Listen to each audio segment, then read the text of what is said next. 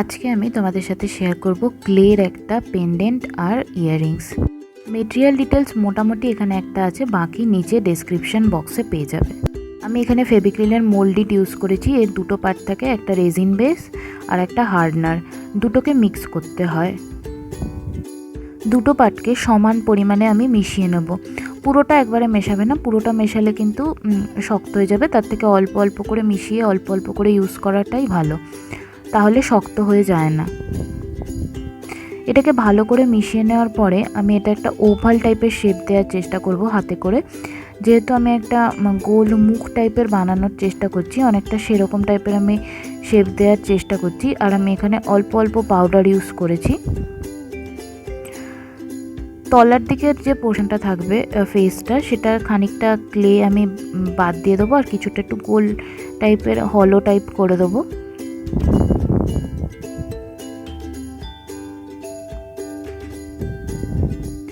আমি চুলের দিকটা একটু বেশি মোটা চাইছি, আর বাকি পোর্শন যেটা রয়েছে সেটা আমি একটু নিচু টাইপের চাইছি। এখানে আমি কিছু ক্লে মডেলিং টুল ইউজ করেছি। এগুলো আমি নিচে ডেসক্রিপশান বক্সে লিঙ্ক প্রোভাইড করে দেবো, তোমরা সেখান থেকে দেখে নিতে পারো। অ্যামাজনে এগুলো পাওয়া যায়, ক্লে কাটার, ক্লে মডেলিং টুল যা যা আছে আমি নিচে ডেসক্রিপশান বক্সে লিঙ্কগুলোকে প্রোভাইড করে দেবো। এখানে চুলের জন্য খানিকটা পোর্শন ছেড়ে রেখে আমি তারপর বাকি মুখের কাজটা তৈরি করব। আমি এখানে টোটাল চোখ নাক মুখ পুরোটা তৈরি করব না, আমি জাস্ট এখানে মুখের আদলটা তৈরি করব আর নাকের আদলটা তৈরি করব। আমি বাদবাকি পুরোটা করব না, তাই আমি অত ডিটেলিংয়ে যাব না। আমি জাস্ট চুলটা করে নেব, চুলের জায়গাটা একটু উঁচু করে নেব। চুলের যে লাইনটা থাকে, হেয়ার লাইনটা, সেটাকে একটু উঁচু করে নেব, চুলটাও উঁচু করে নেব। আর মোটামুটি নাক মুখের একটা শেপ আমি এমনি দেব।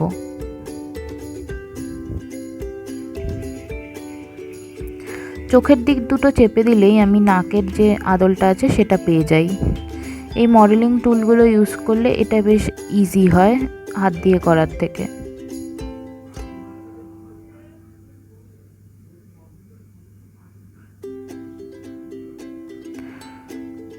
এটাকে ধীরে ধীরে ধীরে ধীরে পাউডারের সাহায্যে অল্প অল্প করে হাত দিয়ে বা মডেলিং টুল দিয়ে ঘষে ঘষে এটাকে পুরো সমান মতন করে নিতে পারো তোমরা।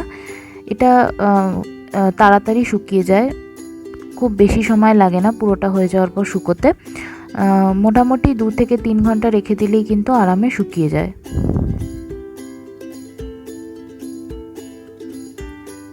আমি গালের যে পোর্শনটা রয়েছে সেটাকে একটু উঁচু করার চেষ্টা করব, আর নাকটাকে কাট করে গালের পোর্শনটা, চোখটা নিচের দিকে আর গালটা একটু উঁচু টাইপ হবে, এরকম টাইপের আমি ট্রাই।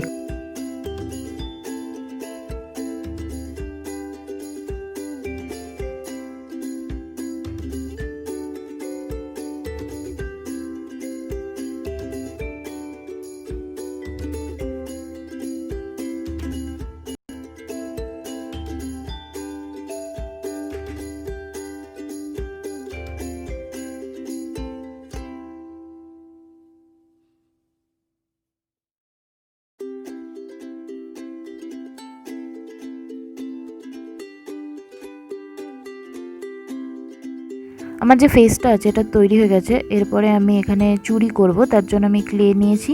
ক্লেটাকে হাতের মধ্যে ঘষে আমি একটা লম্বা মতন, পাতলা লম্বা মতন পিস তৈরি করে নিয়েছি। এটাকে এরকম একটি গোল কিছুর মধ্যে পেঁচিয়ে নিলেই এটা একটা চুড়ির শেপ নিয়ে নেয়। এরকমভাবে আমি এক্সট্রা পোর্শনটা কেটে নেব, আর গোল চুড়ি আমার এটা রেডি হয়ে যাবে। আমি এরকমভাবে আরও 5টা তৈরি করব। টোটাল আমার 6টা চাই, দুটো ইয়াররিংসের জন্য 4টে, আর পেন্ডেন্টের জন্য 2টো। এরপর আমি বেসটা তৈরি করব, যার ওপর আমি সবগুলো অ্যাটাচ করব। আমি একটা পাতার টাইপের বেস চাইছি, তাই জন্য খানিকটা মতন ক্লেকে আমি গোল করে বেলে নেব। বেলে নেওয়ার পরে অল্প অল্প পাউডার দিয়ে এটাকে আমি বেলছি যাতে এটা স্টিক না করে যায়। আর তারপরে এটাকে আমি একটা পাতার শেপে কেটে নেব। এই কাটারগুলোতে যে আমি ইউজ করেছি, এই কাটারটার লিঙ্কও আমি নিচে ডেসক্রিপশান বক্সে দিয়ে দেবো। এটাতে বেশ ইজি কাটা যায়, আগে আমার যে কাটারটা ছিল তার থেকে। আমি নিচে ডেসক্রিপশান বক্সে লিঙ্কটা প্রোভাইড করে দেবো।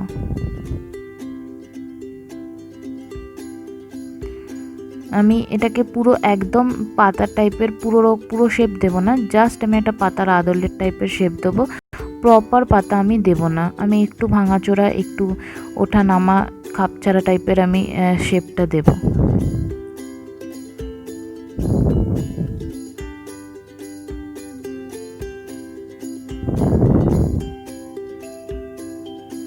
এক্সট্রা পোর্শনগুলো কেটে বাদ দিয়ে দিতে হবে, যে পোর্শনগুলো আমার চাই না।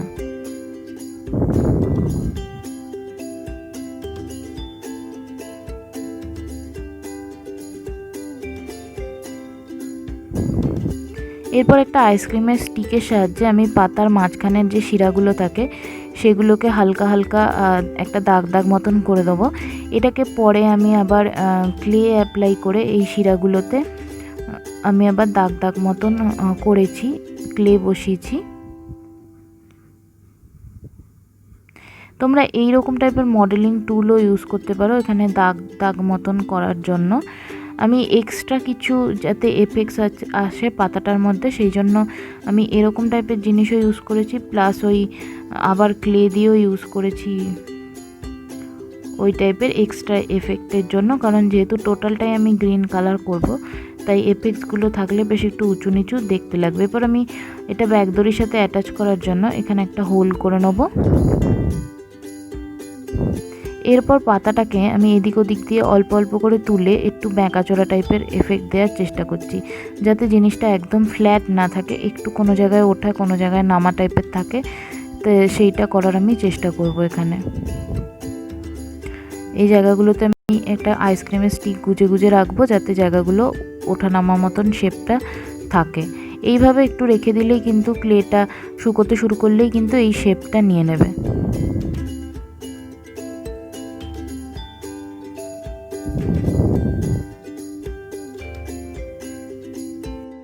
এরপর আমি ক্লে নিয়েছি আবার, আর তাতে হালকা হালকা করে পাতলা পাতলা করে আমি এটাকে ছোট ছোট করে নিয়ে পাতলা পাতলা করে আমি পদ্ম ফুলের কুড়ি টাইপের করার চেষ্টা করেছি, কারণ পদ্ম ফুল ইজ রিলেটেড টু দুর্গা পুজো। আমি সেই রিলেটেডই এটা করার চেষ্টা করেছি। আর আমি একটা আয়না টাইপ বানাবো, যেরকম বরণ ডালাতে থাকে আয়না টাইপের, ওইরকম একটা বানানোর আমি চেষ্টা করেছি। প্রত্যেক কটা জিনিসই দুর্গাপুজোর সাথে রিলেটেড।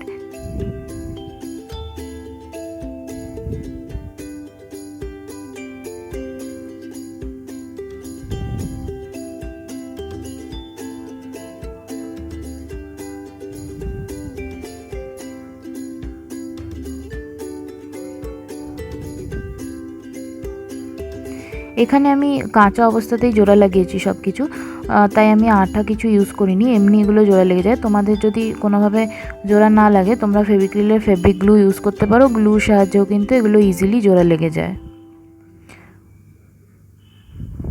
এরপর আমি একটা আয়না টাইপের করব, তার জন্য আমি একটুখানি ক্লে নিয়েছি, আর এটা একটা চৌকো শেপে আমি কেটে নেব। যেহেতু জিনিসটা ক্লের হচ্ছে, প্রপার কিন্তু শেপ দেওয়ার কোনো দরকার নেই। আমার মনে হয় একটু অসমান থাকলে জিনিসটা কিন্তু দেখতে বেশ ভালোই লাগে। এরপর আমি আয়নাটাতে কিছু বিটস টাইপ অ্যাড করব।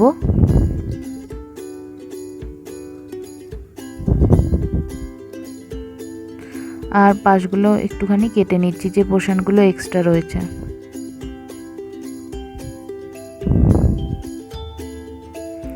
এইভাবে ছোট ছোট লাইন করে আমি পাতাটাকেও আস্তে আস্তে টোটালটা কমপ্লিট করব। এটা একটু সময় সাপেক্ষ ব্যাপার, ক্লের জিনিসগুলো তৈরি করতে সময় লাগে, তাই আমি সাজেস্ট করব কখনোই ক্লেটাকে একদম পুরোটা মেখে নেবে না, অল্প অল্প করে সমান পরিমাণে মাখবে আর জিনিসগুলো বানাবে, তাহলে ইজি হবে কাজ করার জন্য। আর এটা শুকোতে কিন্তু একদমই বেশি সময় লাগে না, খুব তাড়াতাড়ি শুকিয়ে যায়। জাস্ট একটুখানি টাইম ছেড়ে দিলেই এটা খুব ভালোভাবে শুকিয়ে যায়। তাই সেইভাবেই কিন্তু অল্প অল্প করে ক্লে নিয়ে তোমাদেরকে কাজ করতে হবে।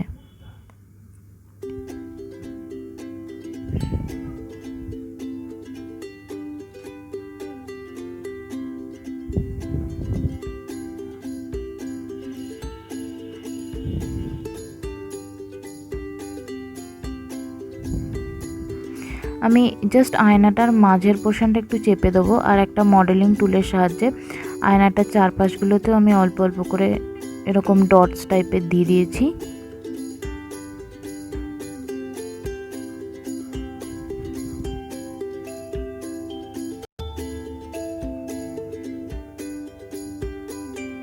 এরপরে আমি বাকি যে ক্লেটা রয়েছে আমার সেটা দিয়ে আমার পাতাটার যে শিরাগুলো আছে সেগুলো করব। ফার্স্টে লম্বা শিরাটাকে করে নেবো এবং তারপর বাকি যা যা শিরাগুলো আছে সেগুলো করব।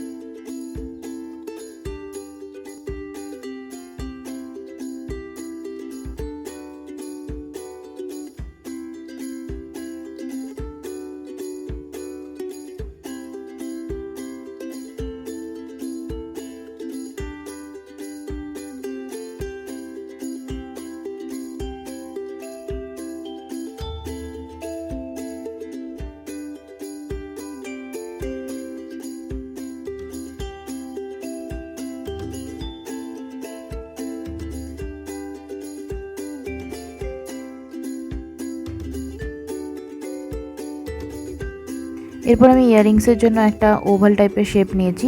আমি এখানে ইয়াররিংসটা পদ্ম পাতা টাইপের বানানোর চেষ্টা করেছি, যেহেতু আমার ইয়াররিং পেন্ডেন্টে পদ্ম ফুল আছে। আর তার জন্য আমি একটা মডেলিং টুলের সাহায্যে এখানে কিছু এরকম টাইপের প্যাটার্নস টাইপ করার চেষ্টা করেছি, যাতে এটা পদ্ম ফুলের মতন পদ্ম ফুলের পাতার মতন দেখতে লাগে অনেকটা। জাস্ট আমি সেরকম টাইপের একটা এফেক্ট দেওয়ার চেষ্টা করেছি। এরকম আরেকটাও আমি করে নেবো আর একটা ইয়াররিংসের জন্য, আর এরও মাথার উপর একটা আমি ফুটো করে নেব আমার ইয়ার পিনটা ঝোলানোর জন্য।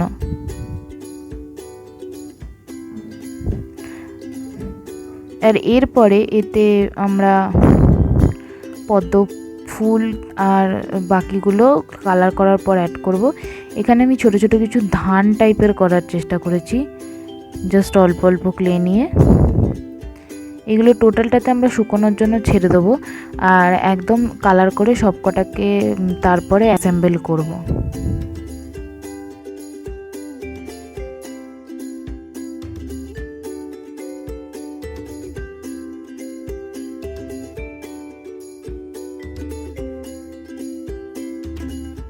কালার করার জন্য আমি এখানে ফেভিক্রিলের অ্যাক্রিলিক কালার আর ক্যামেলের অ্যাক্রিলিক কালার ইউজ করেছি। আমি নিচে ডেসক্রিপশান বক্সে নেম আর কোড প্রোভাইড করে দেবো, তোমরা সেখান থেকে চেক করে নিতে পারো। ফার্স্টে পাতাটাকে আমি গ্রিন করে নেবো, লিফ গ্রিন যেটা হয় সেটা করে নেবো। আর এই শিরাগুলোকে জন্য আমি এখানে কিছু ডিপ গ্রিনটা ইউজ করেছি, জাস্ট হালকা টাচ। আর এখানে আমি একটা ভার্নিশ ইউজ করেছি, কিন্তু যেটা অ্যাক্রিলিক কালারের ভার্নিশ না, আমার কাছে অয়েল কালারের ভার্নিশ ছিল। আমি সেটাই এখানে ইউজ করে দেখেছি যে সেই ভার্নিশটা কাজ করে কিনা। কিছুটা এফেক্ট আমার দিয়েছে, কিন্তু অয়েলের ভার্নিশ এতে ইউজ না করাই ভালো। অ্যাক্রিলিকের মতন এফেক্টটা কিন্তু অয়েলের ভার্নিশ দেয় না। আমার কাছে জাস্ট অয়েলের ভার্নিশ ছিল, তাই আমি অয়েলের ভার্নিশটা ইউজ করে দেখেছি যে করা যায় কি না। কারণ অনেকেই আমাকে জিজ্ঞাসা করেছে যে কি টাইপের ভার্নিশ ইউজ করতে পারি আমি, বা অন্য কিছু ইউজ করতে পারি কি না। সেই জন্য আমি জাস্ট অয়েলের ভার্নিশটা ইউজ করে দেখেছি। তাতে কিন্তু কালার ফেড হয়ে যায় না বা কিছুই হয় না, একই রকম এফেক্টই থাকে। কিন্তু আমার মনে হয় যে অয়েলের ভার্নিশটা কিন্তু অতটা গ্লেজটা দেয় না যেটা অ্যাক্রিলিকের ভার্নিশ দেয়। আমার ইউজ করার পর তাই মনে হয়েছে। আমি এখানে চুড়িগুলো আর একটা সিঁদুর কৌটো টাইপের বানানোর চেষ্টা করেছি, সেইটা দর্পণ আর বাদবাকি আমার যা ফ্লাওয়ার্স রয়েছে আমি সব কটাতে কালার করে নেবো। পাতাটা আমার শুকোচ্ছে আর বাদবাকি ফ্লাওয়ার যা আছে আমি কালার করে নেবো। এখানে আমি রেড আর হোয়াইট মিশিয়ে পিঙ্ক ইউজ করেছি পদ্ম ফুলের কুড়িগুলোতে। দর্পণের মাঝখানটাতে আমি এরকম টাইপের কালার ইউজ করেছি, আর বাকি পোর্শনটাতে উডেন কালার। এরকম ছাই ছাই রঙের কালারটা আমি আমার যে প্রতিমাটা রয়েছে সেইটার মুখেও টোটালটাতে লাগিয়েছি।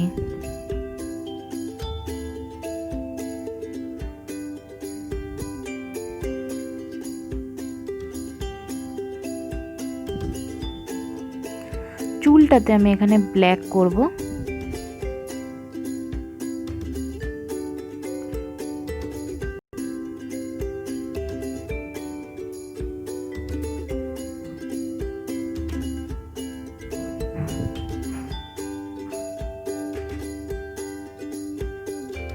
এটা টোটাল যা কালারটা রয়েছে এটা ভালো করে শুকিয়ে নিতে হবে। এরপর দর্পণটাতে আমি এইরকম টাইপের একটা কালার করেছি, যেরকম অরিজিনাল দর্পণের কালার হয়। এখানে সিঁদুরের জন্য আমি রেড ইউজ করেছি, ক্রিমসন ইউজ করেছি। আর ধানগুলোতে আমি ইয়েলো আর রেড মিশিয়ে একটা যেরকম কালার টাইপের ধানে থাকে সেরকম টাইপের কালার আনার চেষ্টা করেছি। সবকটা জিনিস শুকিয়ে গেলে তারপরে আমরা অ্যাসেম্বল করব সবার শেষে। এই যে আমি এখানে ভার্নিশ ইউজ করেছি, এটা আমার অয়েল কালারের ভার্নিশ, আমি সেটাকে ইউজ করেছি। এটা কালার ফেড করেনি বা কালার নষ্ট করেনি বা কোনো রকমেরই কিছু নষ্ট করেনি, গ্লেজও দিয়েছে, তবে অ্যাক্রিলিকের ভার্নিশের মতন অতটা গ্লেজটা দেয়নি। যেহেতু এটা অয়েলের ভার্নিশ, তাই এটা অল্প গ্লেজ দিয়েছে। সব কটাতে ভার্নিশ ইউজ করেছি আমি। তোমরা চাইলে অন্য ভার্নিশ ইউজ করতে পারো, অথবা ট্রান্সপারেন্ট যে নেল পলিশগুলো হয় সেইগুলো ইউজ করতে পারো। এটা করার পরে আমি সবকটাকে ভালো করে শুকিয়ে নিয়েছি, যদিও এটা খুব তাড়াতাড়ি শুকিয়ে যায়। এরপরে আমি ফেভিক্রিলের ফেব্রিক গ্লু ইউজ করেছি। আর আমার যা যা বানানো রয়েছে সবকটাকে আমি অ্যাসেম্বল করব আঠা দিয়ে। আমি এটা র্যান্ডামলি প্লেস করেছি। আর সিঁদুরের কৌটো যেটা রয়েছে সেইটাতে সিঁদুর একটুখানি নিচে পড়ে থাকবে টাইপের, পরে আমি কালার পাতাটার ওপর রেড কালার অ্যাড করে দিয়েছি। শাখা পলাটা বসিয়ে দিয়েছি, দর্পণটাও বসিয়ে দেবো আমি।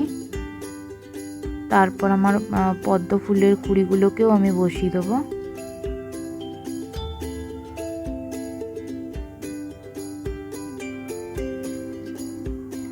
একইভাবে আমি ইয়াররিংসগুলোকেও সমস্তটা অ্যাসেম্বল করে নেবো। আর র্যান্ডামলি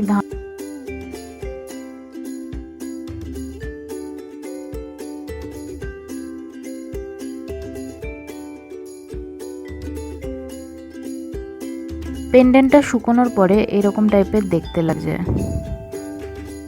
এরপর পেন্ডেন্টটাতে আমি ব্যাক দড়ি অ্যাটাচ করব। ব্যাক দড়ির জন্য আমি এখানে 180 সেন্টিমিটার করে 4টে স্ট্যান্ড নিয়ে টুইস্টেড ড্রপ বানিয়েছি গ্রিন কালারের সুতো দিয়ে। টুইস্টেড ড্রপ বানানোর প্রসেস আমার চ্যানেলে আগে শো করা রয়েছে, আমি নিচে ডেসক্রিপশন বক্সে লিঙ্ক প্রোভাইড করে দেবো, তোমরা সেখান থেকে চেক করে নিতে পারো। যেহেতু পেন্ডেন্ট আমি হেভি বানিয়েছি, আমি জাস্ট ওই জন্য একটা টুইস্টেড ড্রপ থেকেই আমার পেন্ডেন্টটা ঝুলিয়েছি। আমি আর কোনো কিছু ডিটেলিং এখানে অ্যাড করিনি, আমি এটাকে সিম্পল রাখারই চেষ্টা করেছি, কারণ আমার মনে হচ্ছে না এখানে পেন্ডেন্টের সাথে অন্য কিছু যাবে। আমি এখানে পেছনে একটা পুঁথি অ্যাড করব অ্যাডজাস্টেবল করার জন্য রোপটাকে, যাতে পরতে ইজি হয় আর যে কোনো লেন্থে অ্যাডজাস্ট করা যায়, সেই জন্য দুটো রোপকেই একটা জুয়েলারি মেকিং ওয়্যারের সাহায্যে একবার একটা একটা করে এই যে পুঁথিটা রয়েছে এর মধ্যে ভরে নিতে হবে। আর লাস্টে একটা নটস লাগিয়ে দিতে হবে, তাহলেই কিন্তু এটা অ্যাডজাস্টেবল হয়ে যাবে। পুঁথিটা চুজ করার সময় অবশ্যই দেখতে হবে যে পুঁথিটা যেন একদম ছোট সাইজের হয়, অর্থাৎ রোপের মধ্যে চেপে বসে থাকে, কোনোভাবেই যেন ইজিলি মুভ না করে, নাহলে কিন্তু অ্যাডজাস্টেবল ব্যাপারটা আসবে না। যদি ইজি মুভ করে তাহলে কিন্তু স্লাইড করে যাবে।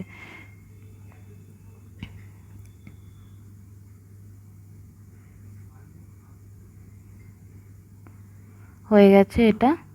এরপর আমি ইয়াররিংস যে দুটো বানানো আছে, ইয়াররিংসটাও আমি অ্যাসেম্বল করে নিয়েছি টোটালটা।